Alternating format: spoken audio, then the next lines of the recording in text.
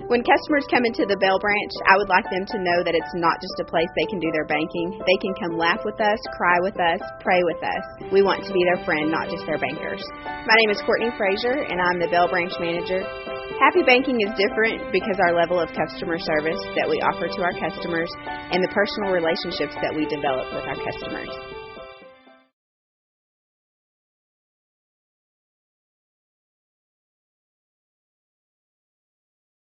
I want to ask our city manager, Mr. Atkinson, to go through the agenda.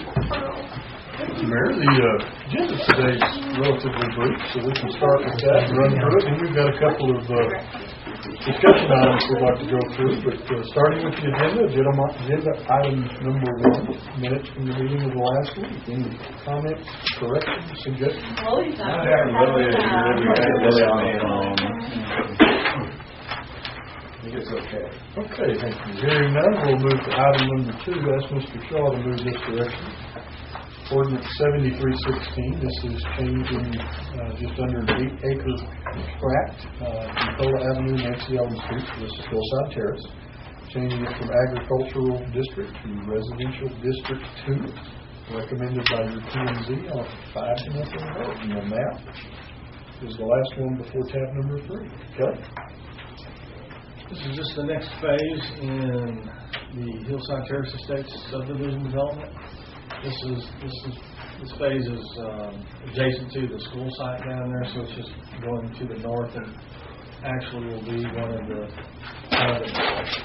west boundary before they get into some serious playa issues. So the request is to go from residential or from agricultural district to residential 2, and if you look at your map, that's what it is adjacent to as far as other residential zones. So it's just the next phase in Hillside Terrace Estates, and we got no comments or calls from the surrounding property owners and recommend approval of it. Is that the playa there, the light green in the center of that green? Yes, just about where it says A. Yeah. Kelly, this is just a question. There, immediately to the left of the number 9, in other words, running from Bucola down to Tivis, if that's how you pronounce it, there's a little green stretch that's part of the gray area. Why? See that there? This little area right here. Oh. It's just, and maybe it's not green, maybe it's the same color as that. It's really all it is that that's a portion of some right of way there that it's the same color as that notification area there, and it's not doesn't show the dirt like the ones across won't be across the street from it. It's nothing to be concerned. It'll still be part of the rezone. Yes. Yeah, just kind of a weird map. This is Paramount Terrace Christian Church. That's really built subdivision. Correct. It was started out as when it was purchased and platted. Oh, okay. That's actually the plat. Oh, okay. They were still Paramount Terrace when they bought it and platted it. Okay. Any questions, comments?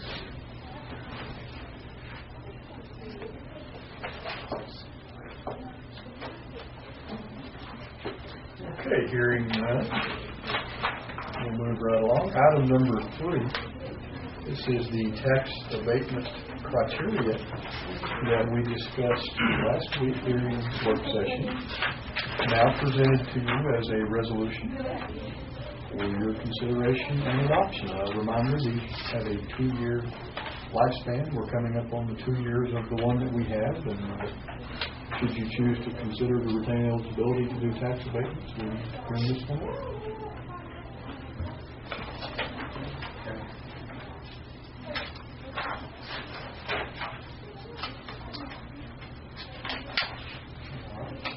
No question. We'll move to the consent agenda. There's a resolution we would approve it. Disapprove it, right?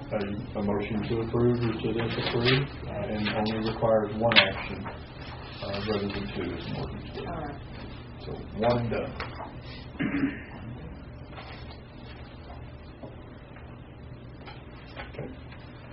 Consent agenda item A, fire response equipment agreement. This is a piece of equipment that already exists. It was purchased with the state's Homeland Security Program grant funds by the PRPC, commonly called SHSP. They actually have 3 of these dual agent foam trailers. One of them is here in Amarillo and is operated and manned by the Amarillo Fire Department. As part of the grant requirements, PRPC will retain the ownership of that. We just need to accept basically the loan papers to have it. This is used to let us fight fires that are alcohol or ethanol based. I think one's in Hereford and one is in Tunis, is where the other 2 are. So in the event of damage or slippage or whatever, was the city responsible for that, or was we could be responsible, but we also retain the eligibility to use more grant funds if we had to fix it. I hope we don't get in that situation.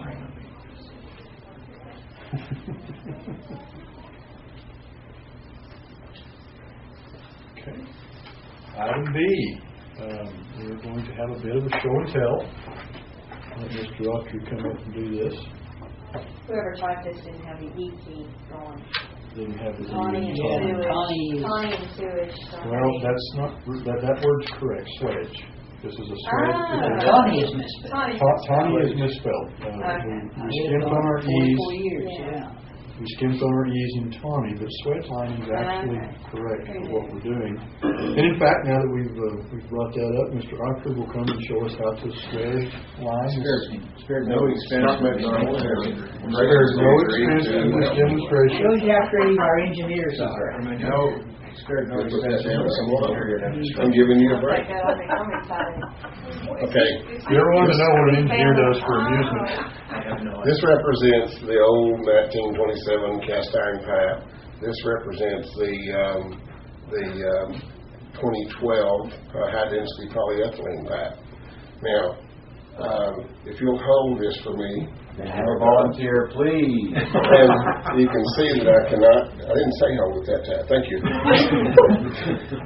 I cannot move it through the pipe because the outside diameter of this is smaller than the inside diameter of this. So we put 144,000 pounds of pull on it, and then the HDPE will move through the old cast iron pipe. That's how it works. How long a piece do you do that with at a time? 1,000 feet at a time. 1,000 feet. Wow. Takes 144,000 pounds of pull to get it down to the diameter where it will slide through the old pipe. 1,000 feet. 1,000 feet at a time. So how do you stretch it and pull it through at the same time? They have an actual pulling machine, and they run it through a die just before it enters the pipe. The die pulls the diameter down, Okay. and you get that 144,000 feet or pounds per pull, and it gets slow enough that it can go through the pipe. Do they then just kind of circle it down into that hole? Or? They have a long, You pull from the other end. right. You have a hole at each end. You have one hole where you enter into the pipe, and then you're pulling it from the far end. And they let it go, it makes kind of a boing. I heard that. And when you let it go, it's a tight fit again inside of the old pipe. Yeah. So Here again, I lived up the street from where this has taken place before I moved, but I thought that there was a ton of work done in that alleyway a year or so ago. that would have been the leaks that we had, Oh. and the reason for us putting the liner in. And there's more than one line in the valley as well. This is the big transmission main from the 34th pump station back to the Bonnet Correct. pump station. There's also your regular service lines in that alley as well. That's Could right. you just dig this out if you, is that another way of doing it? It's just too expensive and too time consuming? You can. Is that right?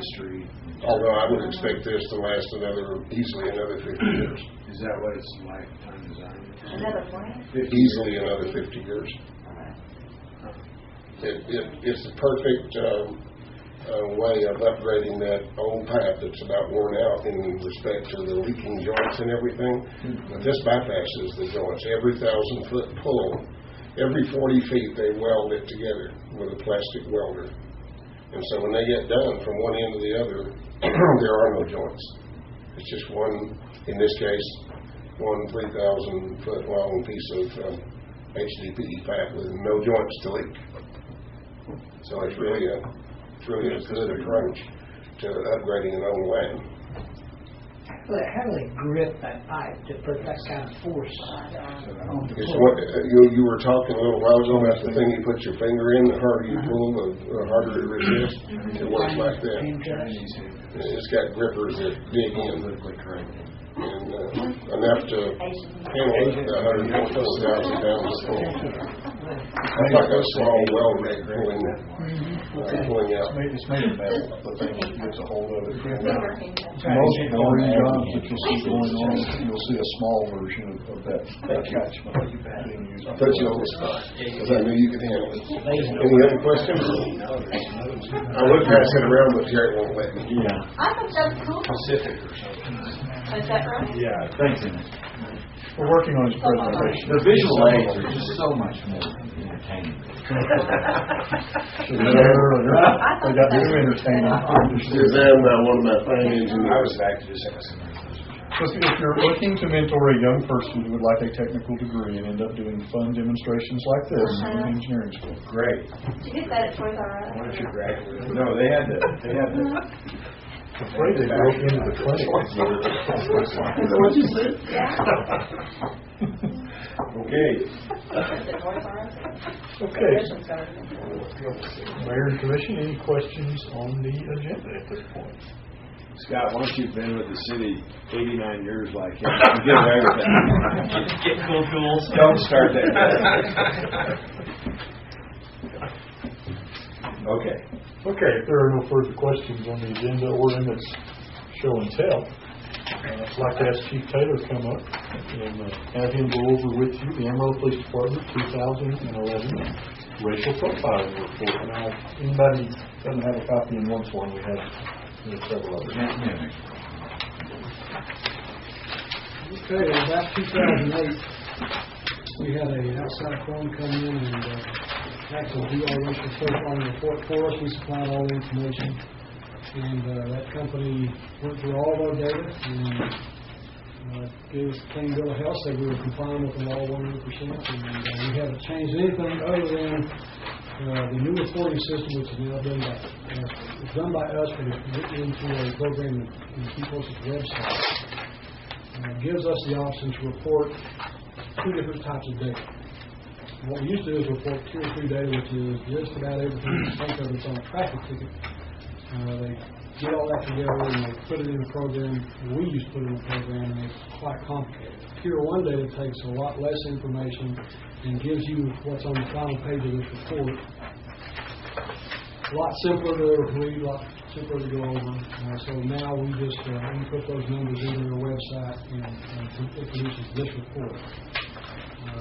And then we just sign off that we're complying with the law as well as with the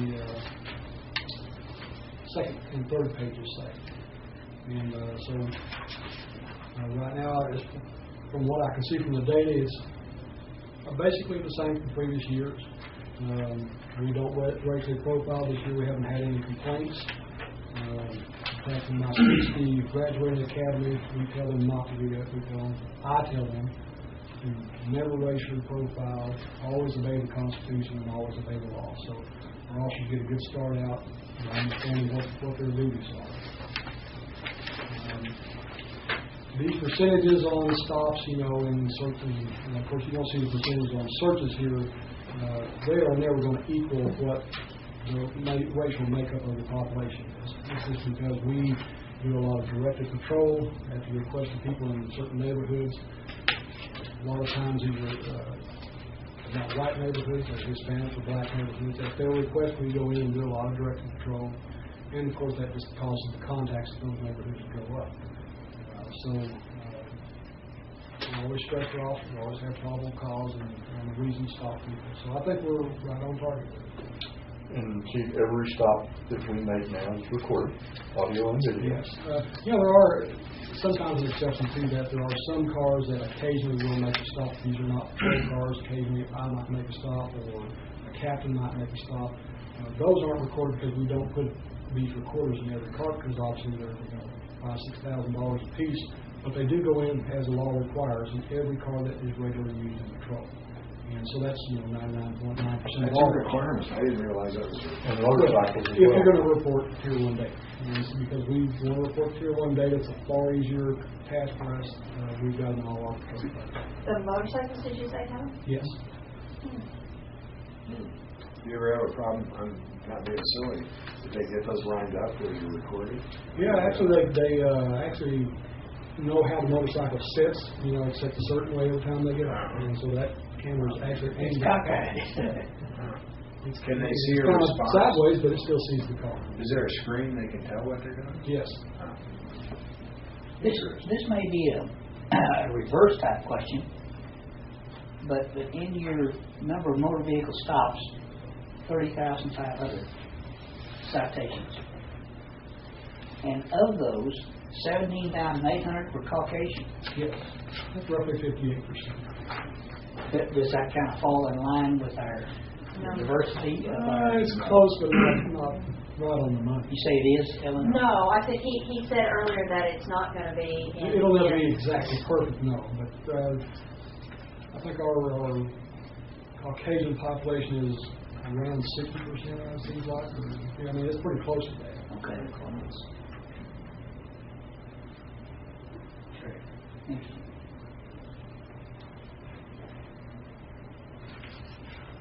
It's a lot of stops.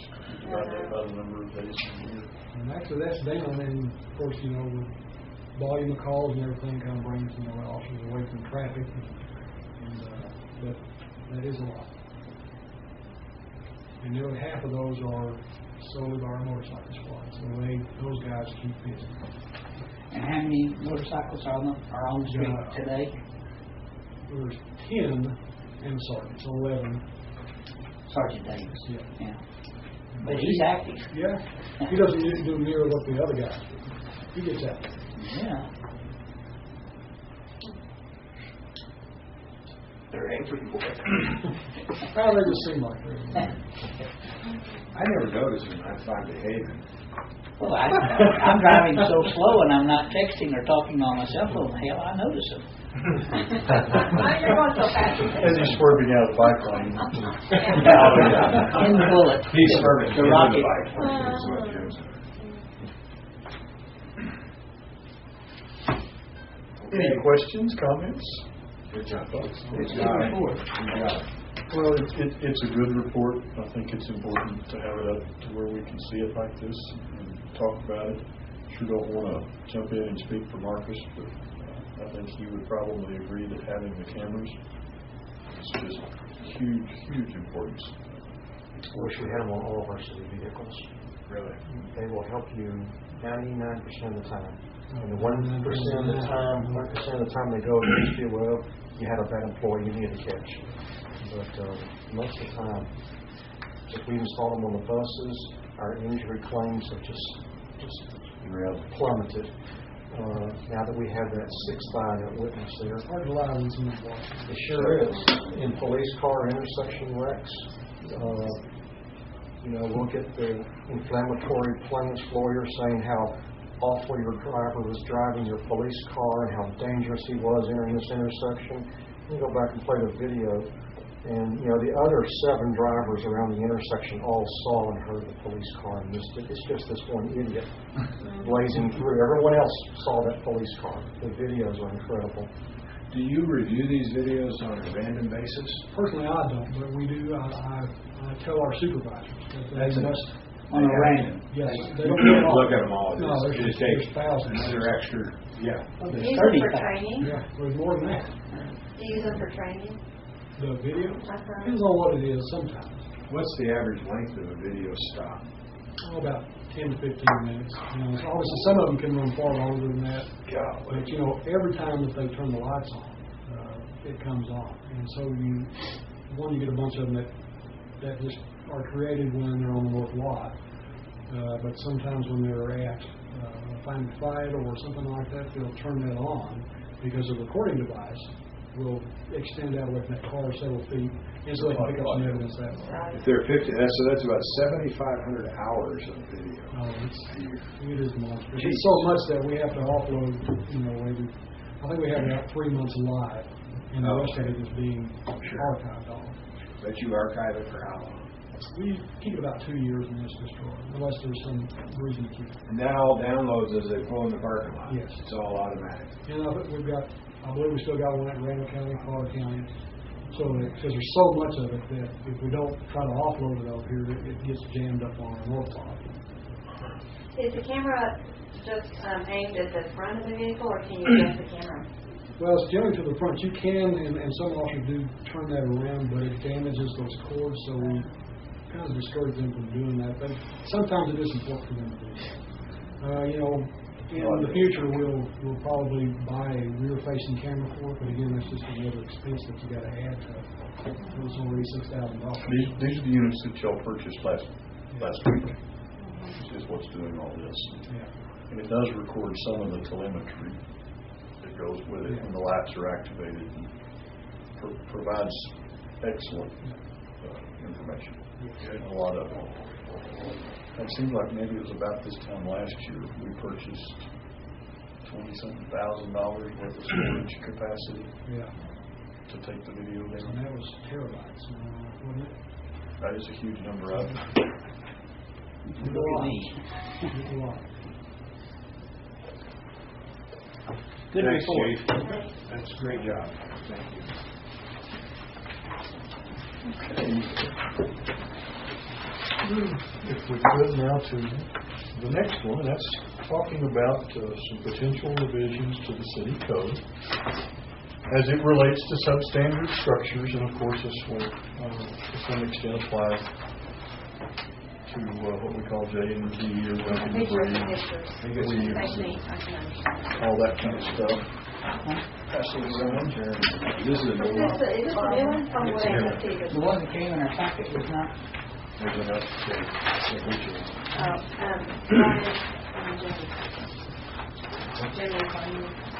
It's incredibly simple. Just a minor. Jim and I can follow these pictures. It's the one. Yeah, I like That's this. Figure the graphics might be. That's why I said thanks for the pictures. This represents a substantial amount of work that Scott, Vicki, Marcus, and others have been on for quite some time. As you know, certainly as Commissioner Sims and Commissioner Eads are aware, the current process for finding specifically a dangerous or substandard structure and doing something to take care of that is pretty detailed. It's extremely lengthy, and the current process has too many outs in it that basically force Scott and his crew to reset the clock and start over. Part of the work they have done is to find the best and the most appropriate method, also complying with some very, very new court cases, to minimize that. And here's kind of the general basis for it, and I'm going to let them kind of go into it. But these properties, by definition, aren't going to rise to this level unless they're dangerous. They're open. You've got folks that shouldn't be in them getting in them. You've got animals, critters, all kinds of stuff. And people doing things they shouldn't be doing in there once they're in there. People doing things they should. So the goal here is to, of course, number one, be sure that's really what it is. It's dangerous or substandard structure. Number two, see it up. Number three, deal with it as quickly as can be possible. Hopefully, that's going to be the property owner dealing with it. If it's not the property owner dealing with it, we want a process that stops all of these off-ramps that make us, do a U-turn and start back over. But the second point is one that we've heretofore not done, and that's sealing these structures up. When we get to the right step in this process that they have proposed, which will actually occur very soon, I want the city to go in and start securing the structures. going to cost us something to do so. And in all fairness, you'll likely never recover any of the funds for doing so. Let me ask you a question. But this also applies to structures like that are new construction. That, for example, are a hazard to kids in the neighborhood. Good. That are left open with That have been abandoned, you mean? balconies without railings and Abandoned. construction sites that have been foreclosed upon. Yes. So it's not just those kind of structures we typically see. It could be other kind of structures. It could be commercial structures. Now, deviate a little bit. Commercial structures are never as easy for us to address because when a municipality takes on a commercial structure, we have to jump into a whole separate set of Texas laws, primarily related to asbestos. And there's just no getting out of that. Even to process it, you have to do it? We can process it, but we can't get it down. Okay, but you can get to the point of condemning it. We can get to the Not point of saying condemning it. But if this is something that you're interested in doing, we want to put it in play, and we want to take every step possible to protect the public. Not certainly protect the property owner, but you need to protect the rights of the property owners around it, kids, everybody else. I mean, we're saying to you, you need to do something here because this is dangerous. So I say, let's go in there and get it locked up. If you won't do it, let's do it quickly. Likely not the most attractive thing in the world, but at least we can keep kids out of them. Let's work through the process. If the owner chooses to deal with it, great. That's the best outcome. A lot of them don't. So the next outcome then is to get it to your level as quickly as we can. Let you make a final decision. And if your final decision is to condemn it and get it down, we have a 10-day notice period that we have to go through after you condemn the structure. But then I'd like to see it starting to come down immediately thereafter. So there's some administrative things that we want to do on the front and the back, but they're largely predicated upon making a change to the ordinance to adopt this process. So Scott, if you would walk us through from day one, and Marcus jump in whenever it's appropriate and whatever we might need to hear about more. So this is what y'all are proposing, or what it is now? No, This is what we're proposing. It's still 270. No, it's 58. It depends on what the owner does or doesn't do in between. As I explained this, it may make a little more sense. Alright. This was trying to reduce numerous pages of draft ordinance to put it in the simplest terms. Okay. Everything that we do starts with a complaint, whether that complaint is called in or we witness the complaint. So we'll go predicated on the fact that we'll receive a complaint, we'll go out, we'll perform an inspection. So when we perform that inspection, if there's no violation, then we'll stop that workflow. If there is in fact violation, then we'll start a dangerous structure case. That dangerous structure case will develop a list of the defects. We'll at that time research all of the owners, which we're going to call interested parties. So that may be a lender, it may be partners, it may be anybody that would have an interest in that property. And we'll use various tools to do that, whether it's PRAD, Google, and some other administrative tools to find who those owners are. We'll send notifications to all of those interested property owners and what the use of that structure is, and we'll evaluate the historical rating, if any, on it. What would you mean by historical rating? Whether it's historically a landmark? Correct. What the status of that property is, there a property that we would not be able to take down, and so we'll determine what the historical rating is or is not on that property. If we have anything that we have to contend with, we may go down a different avenue. But there is an avenue to go down, like for instance, a home abandoned hotel that happens to have a historical rating but isn't being fixed. Well, we most certainly want to secure the structure. So again, if we deal with the fact that we have a dangerous structure that's open and available for transients, vagrants, and the like, we want to abate the nuisance as well as make it safe. So there's two provisions in it. We'll create a file and we'll mail notices. We'll mail notices to all of the interested parties. We'll order that structure to be secured from entry, to repair and abate any of the defects to it. At the same time, we're going to record this at the county. So what we've done in the past is we'll mail notices and we'll mail notices and we'll mail notices. We'll go through months of work and someone will sell the property. We'll get up to a point where we're bringing it to City Commission, we'll have a new owner on the property and we have to start all over again. So if someone were to be interested in buying the property and do a title search on it, our process will show up. Absolutely. Absolutely. Because that doesn't exist today. No, it does not. It's a huge problem for us. We waste a lot of man hours on doing that. Is there anything to prevent them from creating a phony transaction or anything that prevents us from getting, I mean, that a brother sells it to another brother and it isn't really... Well, I guess Mark is going to don't care. Certainly fraud is always possible, Okay. but we're cutting that off by posting this in the official records, whether it's a legitimate transaction or a straw man transaction. It's there, and they don't come stand in this room and say, I just bought this land, didn't know it was under condemnation. It'll be in the deed record that this process has been initiated. So we can say to this person who is a recent interested party, it's a matter of record. So we're going to go on with our process. Thank you very much for being here, but sit around and you can find out what we're going to do. Everywhere.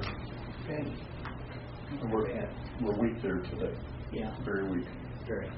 That's the first probably significant change in this new ordinance. So again, if the defects are corrected at that point and they've abated the nuisances, then we'll stop the process. If not, then we're going to continue on that path, and it's going to go one of two ways. If we have no response, we'll re-inspect at the end of that period, and if in fact there is no interested party that has stepped forward or there's no change in the structure, we'll forward it directly up to the city manager's office. Otherwise, within that 10-day window, if someone comes in and is able to provide the financial means, a scope of work, and estimates to perform the repairs to abate the nuisance and make that property safe, we'll issue what's called a provisional permit. That provisional permit is a 60-day to cure. So we're providing an opportunity for that property owner to abate the nuisance on their own, make it safe and habitable, look like everything else in the community. But it has a drop dead date. Yes, it does. This is the second major change and a great time saver of our current system. Currently, if someone comes in and says, I really want to fix it, I've got the money, I've got the plan, our only option, Scott's only option was to issue a regular building permit, which is good for a year.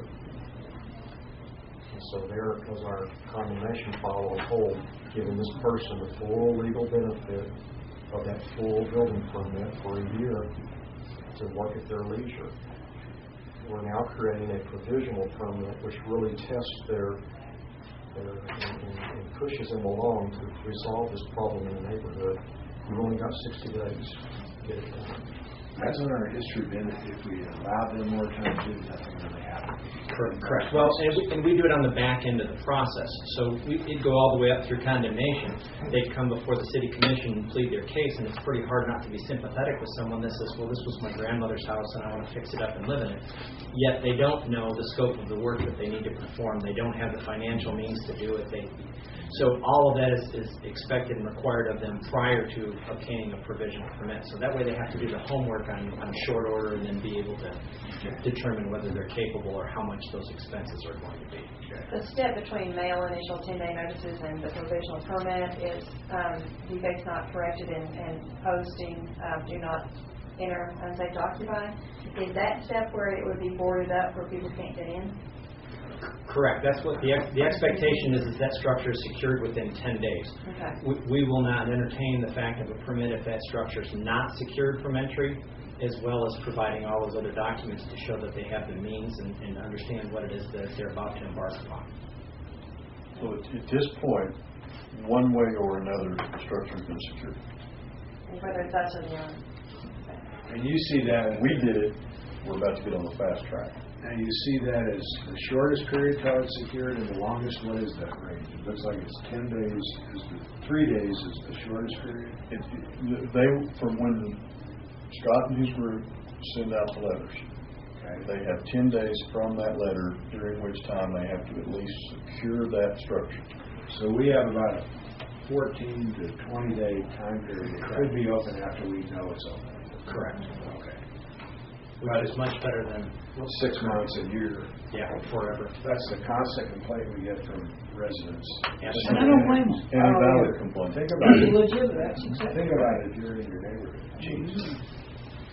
Well, and I had part of this discussion with Jared, and that is historically, it has appeared that commissions have more or less been sympathetic or understanding to the individual property owner on this eyesore. This is oriented to being cooperative or understanding or sympathetic with the neighborhood that's having to put up with this piece of trash. Well, and I like to think both, really, because we've always encouraged people. We've always encouraged them to secure it and to do this, and we go out of our way to try to help citizens to get where they need to be. This just puts them on a faster timeline. If you want to take care of this, you need to take care of it today. You need to put the resources forward to do that. So that they have to show a good faith effort to get to this point. This is good.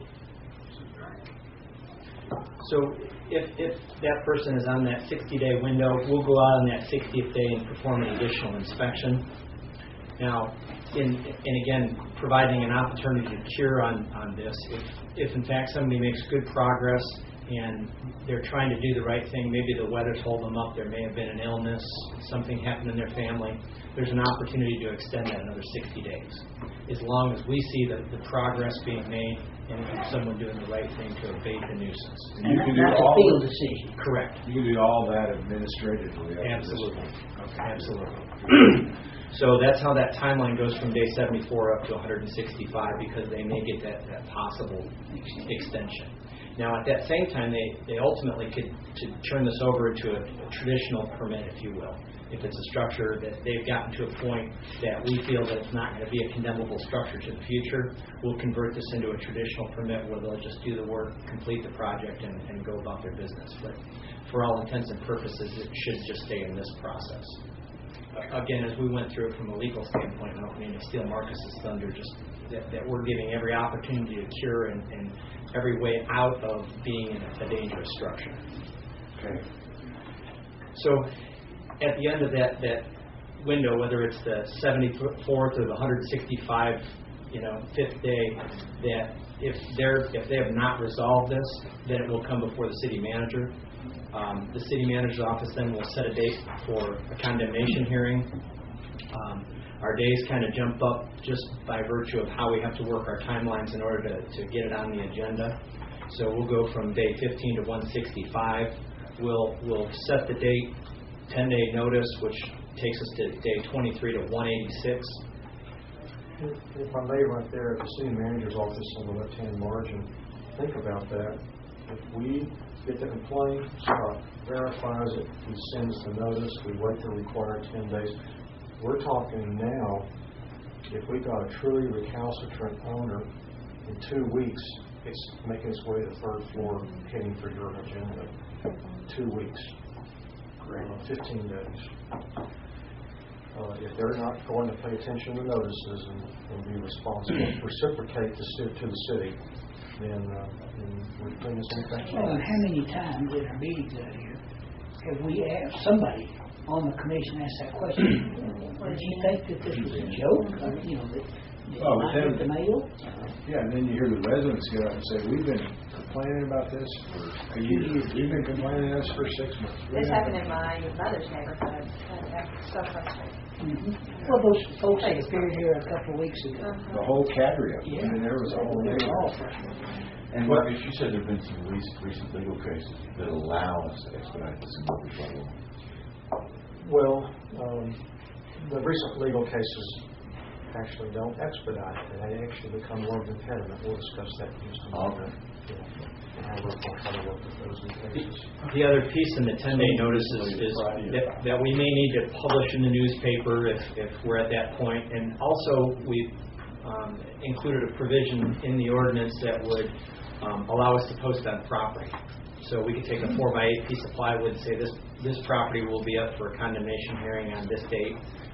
That way, those neighbors that are interested in it will know that we're going to have it before the city commission. You put that on posting out there? Correct. You don't send a letter out to the neighbors? We will send a letter to the neighbors. We will publish in the newspaper, and we will post on property. Send a letter to the owner. Excuse me, the owner. Well, we do not send letters to the surrounding property. How about the We will post the property. It'll be on the property itself. Okay, so the neighbors are going to see that. Absolutely. They're interested, yeah. So then, once we get to that point, we set a date. The public hearing would be similar but very different to what we do today. It would be part of the city commission meeting, and what it would do is, and I guess I can let Marcus speak to the fact of how this process would work, where it's more of a judicial process and some of the catalysts to get us there. I might mention that, as far as my peers across the state, the vast majority of cities have stopped their condemnation processes completely as a result of the Stewart versus the City of Dallas.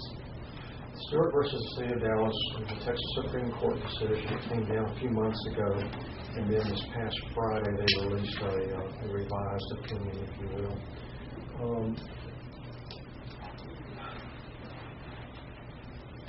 Let me describe to you how some other cities do it, in particular the City of Dallas. Their city council appoints an administrative board to hear these cases and to make these condemnation decisions. In Amarillo, it comes to the governing body. That's the first and very significant distinction. So in Dallas, you're sent to an administrative, bureaucratic, appointed, not publicly accountable board. And that board decides, well, your property is a nuisance and it should be demolished, burned down, scraped off the earth. And so the property owner, their appeal is to file suit in district court. Hold that thought, and you give you a rule of law. There's a rule of law that typically an agency decision, a board decision, is supported by the courts on a very cursory review. They look at the record of the hearing. That's why we record these things. They look at the record of the hearing, and if there was more than a scintilla of evidence, and that's the standard, if there was more than a scintilla that supports the decision by that board, then the city can raise it as a defense in an appeal. The courts acknowledge it, that this was a valid decision, and we affirm the decision. It's a nuisance, scrape it off the earth. Stewart argued that that's an inadequate review when something as sacred as private property. In America, we still embrace the doctrine of private property and government restrictions on private property. And the Supreme Court has gone along with that. They have said that no, if you're going to use an appointed, unaccountable board to hear this, then it needs the benefit of a full, what we call trial de novo in court. You totally relitigate the whole question of, is this a nuisance? And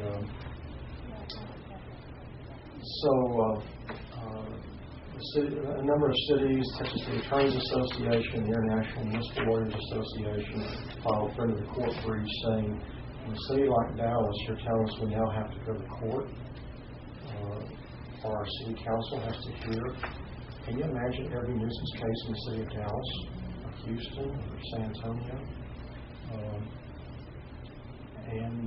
Another part of the court's decision was that really only a judge can rightly weigh the factors and decide if the property is a nuisance and take it away. A judge at what level? The court doesn't specify, Commissioner, and that's going to be part of my solution in just a moment. With all due respect to the Supreme Court, I think it reeks of judicial arrogance. There goes my future in the Bar Association. Stick with the city.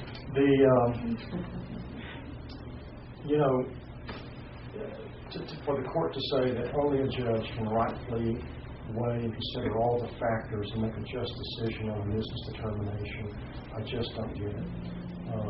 You realize some judges are justices of the peace who may just have a high school education. You realize that every judge, once upon a time, was a 22-year-old starting law school. We can teach people how to weigh factors and how to make just decisions. I have never been concerned about the quality of justice that comes from any of the city commissioners in this city. in over a decade. It is not difficult to teach people notions of fair play and justice. How will we meet the challenge of Stewart? I wrote an email to the city manager last night. I think there's three things we can do. Number one, the very fact that in Amarillo it comes to our elected governing body is a major cornerstone difference from the Stewart case. You are not an unaccountable, appointed bureaucratic board. You are the elected governing officials of this municipality. The citizens have vested in you power and discretion to manage and govern this city. That is so far afield from what the city of Dallas situation is. So that's the first major distinction. The second, the court was totally silent. I don't know if apparently none of the parties argued it. Maybe Norris is off on a limb by himself, but other parts of Texas law says that the mayor is a magistrate. Texas Code of Criminal Procedure. We're not going to order you a black robe yet. Good.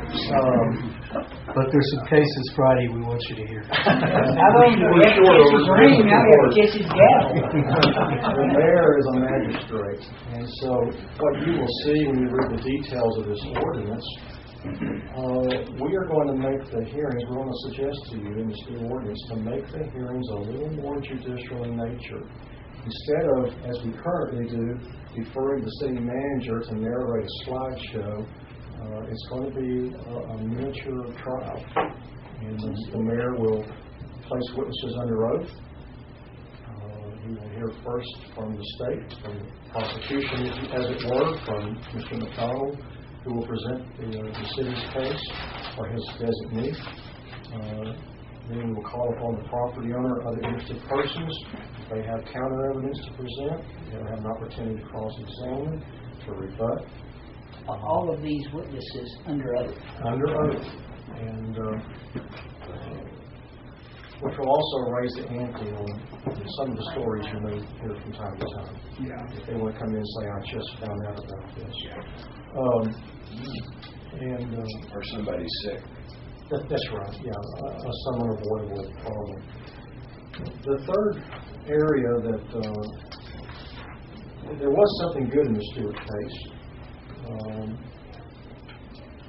In fact, in the revised opinion that was issued Friday, when you get down to footnote 28, it acknowledges the concerns. There were about a half dozen cities who also filed friend of the court briefs.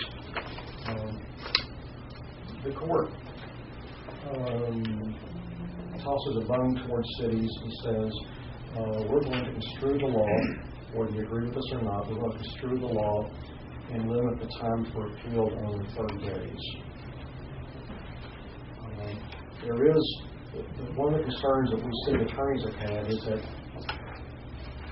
in Texas law, for a takings, an inverse condemnation kind of case, it's a 10-year statute of limitations.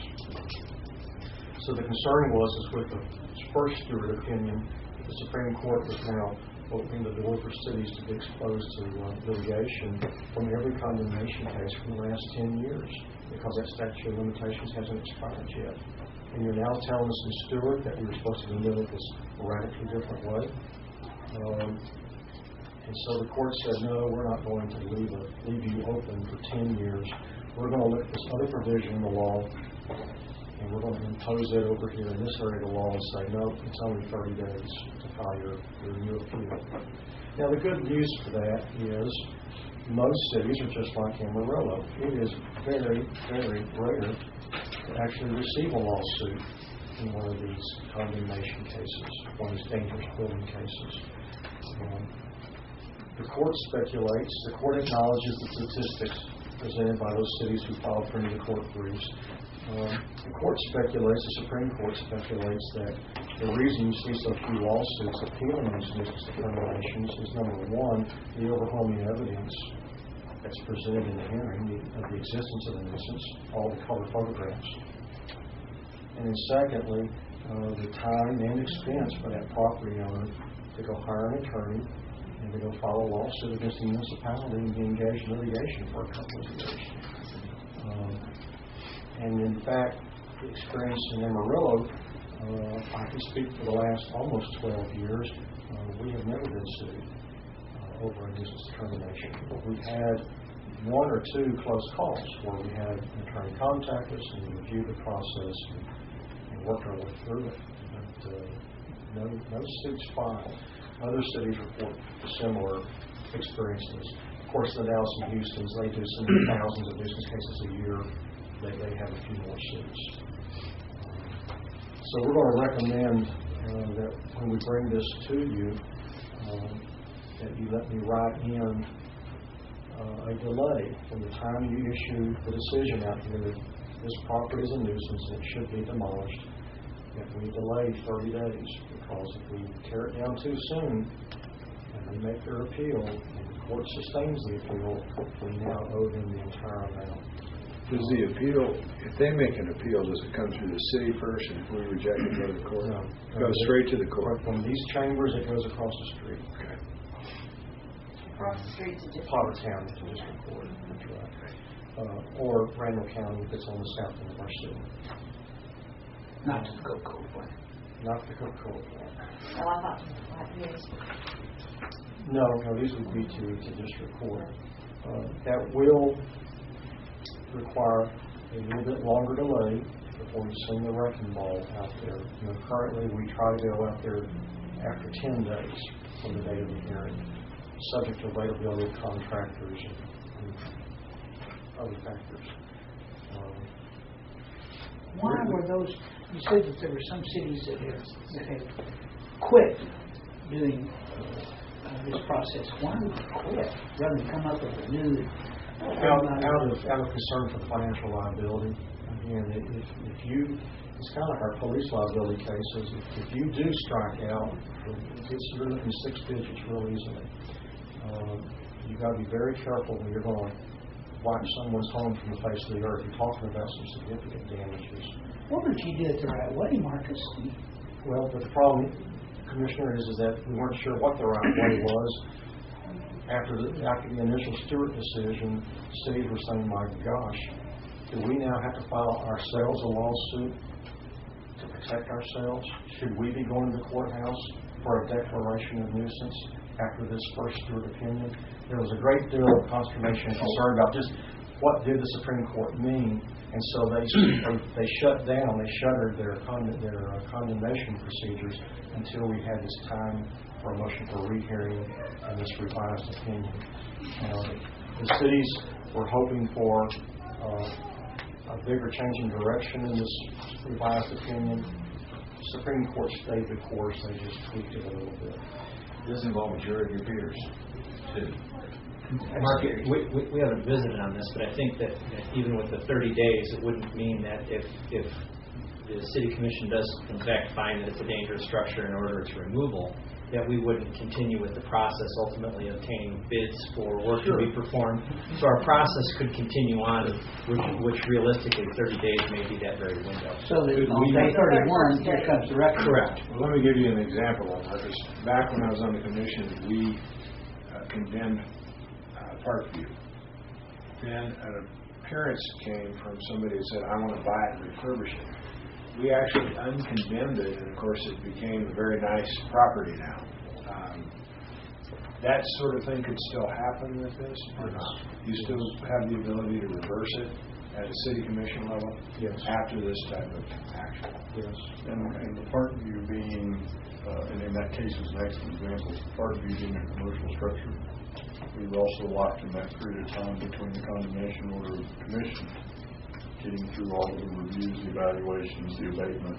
So there was a time window in that one that allowed the new purchaser the opportunity to get his hands around it and work on it. Having this condemnation made them act very quickly and very forthrightly. I mean, they came through and said, here's what we will do. They had plans, they had everything. Which could happen again if they know we're not sure. So what's our historical issue there? No. It was, It was later on declared they got historic tax credits, but it did not have the 10 points. And it wasn't, you don't have to be a historical structure to get a historic tax credit. well, we have surveyed all of our structures built before a certain that time, 50 years. And so we have surveys of all of our structures, and they're rated high, medium, and low in terms of Historical significance. Historical significance. And the planning department manages that through their board of landmarks and historic preservation. But what the vineyard, what the Parkview did is that feds have a program for historic tax credit, so that if you will restore a building to its historic integrity by replacing light kind windows and roof lines and those kinds of exterior almost always exterior components, then you can seek a tax credit back for the investment you made to make those improvements. So it's a financing tool for the developer or the person restoring the property, which is, like I said, another incentive to get people to save these older structures. We simply have to, before we can remove the structure, we have to ask the state, Texas Historical Commission, to review the information that we have regarding the property, and they send it back to us either marked for okay to proceed or hold for review. But this brings up the question of the commercial y'all were referring to. Will that go down will it divert at some point, go down a different track? Same path. It's just whether we want to finally destroy it because of abatement concerns and the added expense of that. And time. Huge expense of that. Yeah, okay. And while the manager mentions the other set of law in a commercial building with asbestos abatement, there are other laws that may be triggered that are not reflected here. If we go to condemn an occupied apartment building, we're obligated to incur some relocation assistance for those people. There are other laws and things that may complicate, but this will fit the broad majority of all instances. It's rare that we have to go after an occupied apartment building. Are we allowed to condemn a building and then decide not to take it down because of cost or extraordinary? We can. The building is still, Marcus, correct me, the building is still condemned. That stands. It's the question of how quickly and at what expense do we get to the point of physically removing it. We're ordering, if I'm correct, we're ordering the removal of the building by that property owner. If they fail to do so, then we are able to do it. Yes. Okay. And there are some, elephants out there that might come up over the next few years that would take some pretty serious. But we're allowed to have discretion. Correct. And at the least, if we go with this new process or something very similar, we're going to have the properties secured and secured quickly.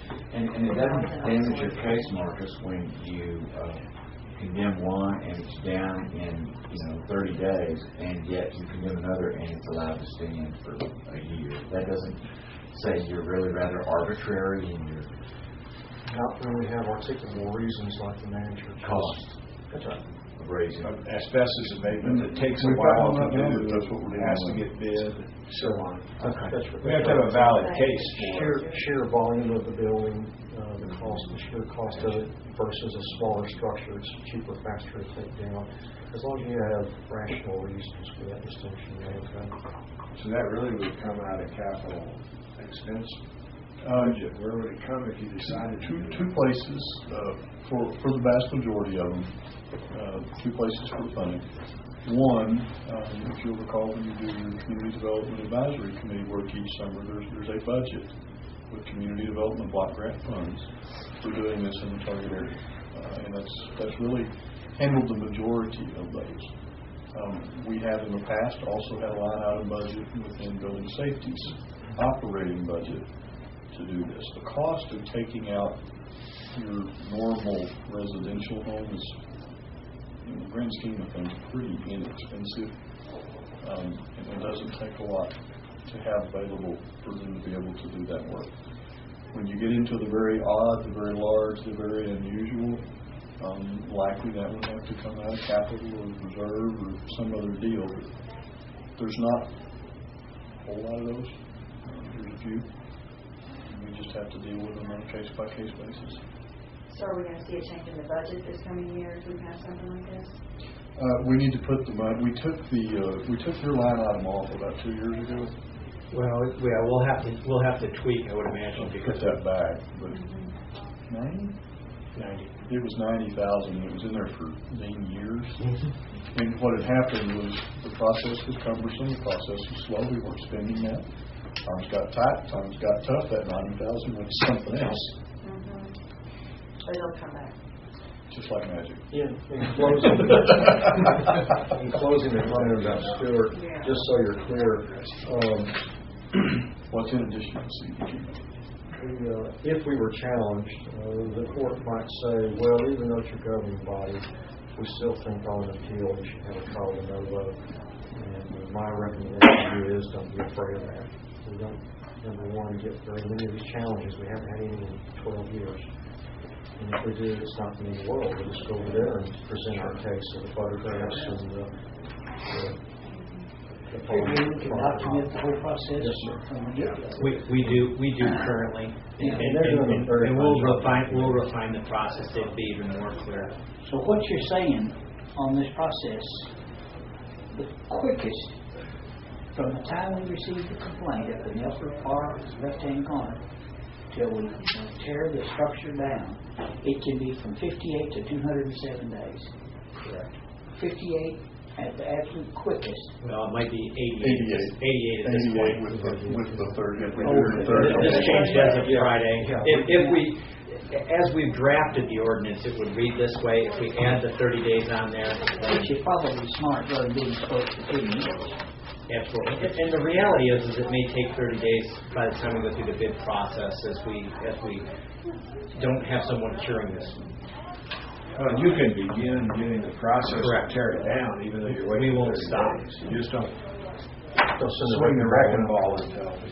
The 31st. And Marcus, you would anticipate if somebody did protest for it, and they went out and got themselves a plaintiff's attorney, that you wouldn't hire outside counsel for that. You just handle that based on the information you've already gathered.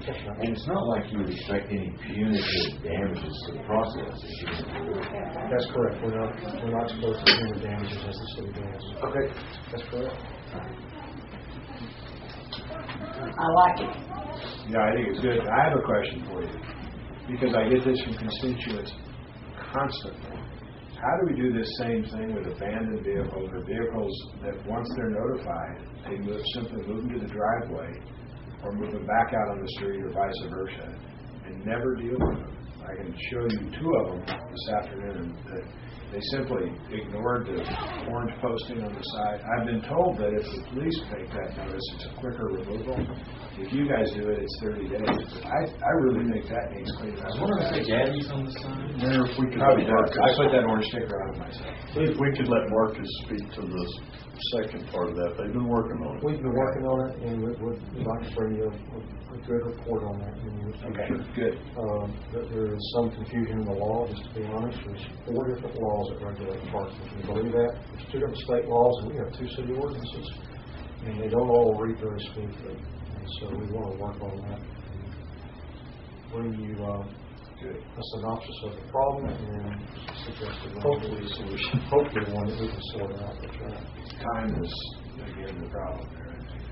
Yeah. Well, in the game, moving the cars, much like we saw homes begin to change hands. Okay. Would it be y'all's pleasure to see this come back? And come back as it will be an ordinance. The ordinance is necessary to amend the code and to basically take out what you have today and put in its place. My suggestion would be as soon as possible. I don't know what to do. Amen.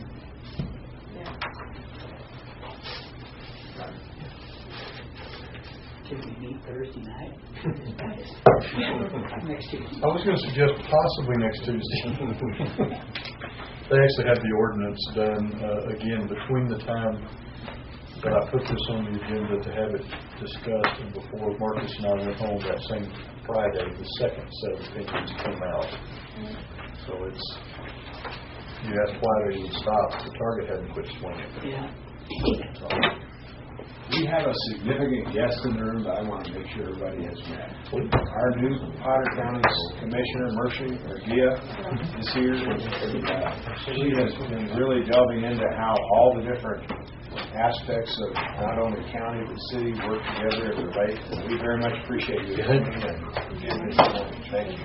Thank you for being here. And correct me if I'm wrong, Councilman, I think it's a shame that the county can't devise some way to get rid of eyesores that are out in the county. The state law doesn't permit that, is that correct? That's correct. That's one of the differences between county government and home rule cities. We can do just about anything reasonably we want to do if we, within the city limits, if we don't conflict with the Constitution. Counties, on the other hand, have to look for affirmative authority of state law. And if there's not a statute saying a county may do this, then they're powerless until they can go to an amendment. Thank you for being here. Yes, glad to have you here. Mayor, we have one closed session item. Before we do, quick reminder, next week's meeting is the first meeting of the month. We will, barring any further guidance from the legal system, we'll see if we can have the substandard structure ordinance on so that we can affect that change. Next week we would like to have Mr. James Allen come up and give you a briefing on those applicants in and around the city and city limits of Amarillo who have submitted for the tax credit program to build housing. 4, Vicki? Yes, 4. 4 of them. I don't think we've done that in the past. Of course, a lot of years this program comes up and it goes by with nothing actually having been done in it. I think your 2 most recent projects were those ones that Stuart Shaw did up on North Hastings, on the north side of Hastings. Very well done. We've got 4 applications this time, and I'd like to have James bring those to you and tell you a little bit about the program. Also tell you who's turned in and what they've applied for. We'll do that. We also have the question: are we going to pretty soon look at what we're going to get back to Traffic Commission about tax lien? I expect to have the draft for you to look at in a work session next week. Get y'all's thoughts and comments on it. Let us do the final tweaking, and then it'll go back to the Traffic Commission for them to have the hearings. And they would have 1 or 2 hearings. I strongly suggest 2 hearings. And then it would come back to us for 2 more. It will come back to you if you accept what you get back from them in the total package. It would go through 2 readings as an ordinance. You can stop and conduct a hearing in between. Whatever readings, but we get comments at those readings. You'll get comments at both of them. 2. Sooner the better. 2 hearings, morning and night. Are we afternoon and night? Yeah, I would say 1 at the regular meeting and 1 at the after each meeting. Is that enough? Do you want more? No. We want to do it quickly as possible. No. Sure. We'll put it down for a maybe. This guy didn't have to consider that too much. A couple other items on deck that we need to get back to you here before too long. Of course, one's the continued discussion on the potential residency restriction on the sex offenders. And a reminder from some of what we've heard in the past in the group that we've been working with to extend the open container ban that presently is in the Central Business District back down and out 10th Street to Washington. When will the sex offender deal, when do you think you'll bring that back? Next week? We could bring it back as a discussion next week if you'd like. I don't recommend we bring it back for action next week, but maybe I think we could get the discussion probably completed next week. Okay. From our standpoint, and then get something done. We've been chewing on that meat for a while. Yeah. You can give us a heads up for the meeting. We'll send back out what we think is the latest iteration and version. You want us to add smoking and sexually oriented businesses? We're not missing any other controversies. Leave the drinking alone. Drinking alone. Jim, that's what an open container ban is. Nobody's going to say we haven't picked up controversy out of it. Nobody will accuse us.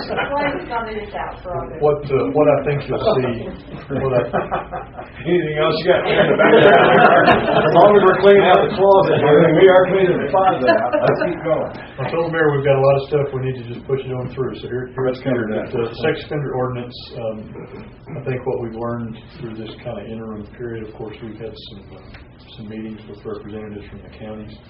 The police department has continued their research, has formulated a very, very strong recommendation, I think. We've heard a lot of support that should this go forward, it does need to include some type of a waiver process, and that it be a little more narrowly focused than where you started. So we'll get that put together and get it back to you. So we're going to be looking at an exact ordinance. A draft ordinance, yes. Yes, drafts that we can run. So we've gotten a lot of input on this. Jared and I have had a couple of meetings about it with outside sources. I happen to have run into 2 judges that have some comments about it. We need to be careful what we do. And you're going to bring what the sheriff's department. Yes. They found out we know more than they do. I think just found out in general that that's a topic that's researched is very polarized and probably doesn't have the particular neutrality that I would like to have seen. And you know the truth's in there somewhere. I know it's in there somewhere. Well, really, when I say that they both found out and really said that we really hadn't done a good survey of what this is in our area. And they've come to understand it better from this process, too. Don't you feel that's a good statement? Yeah, I think it all just ties back together. The research has not been quite as easy to discern as one would expect from a topic that's that important. And has the APG done more research? Yes. Yeah. And we'll get that wrapped up and sent back to you, and you'll have a couple of days to look at it and we'll talk about it. In fact, when we met with the sheriffs, the police chief was here too and took some instruction from them about what they needed and help participate in that. So we've got a lot of back and forth on it. I think just raising the general awareness in and amongst the community is very important. Okay, well, we'll have that up, and with that, Mayor, I would ask that we consider a quick closed session. We have 13 minutes if we look through it. Mayor Commission, that doesn't include any bathrooms. Good to see you.